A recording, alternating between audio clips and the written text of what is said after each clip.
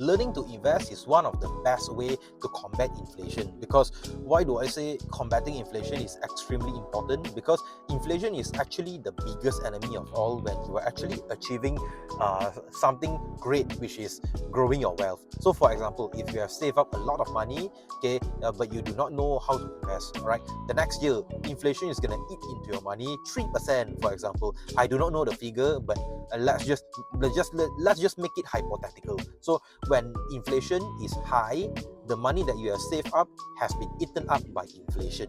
Okay, if you don't understand what it means when inflation eats your money, it's not like literally eating like 3% of your money, but it eats up your money in a way that when you are a consumer, when you are buying something, things prices skyrocketed. Okay, when it skyrocket, now you see the effect of inflation eating up your money alive in broad daylight. So I say inflation is always an enemy. If you don't learn to invest, you can't even combat inflation. So when you cannot combat inflation, these things, they go stages by stages, right? If you want to grow your wealth, the first step is to combat inflation.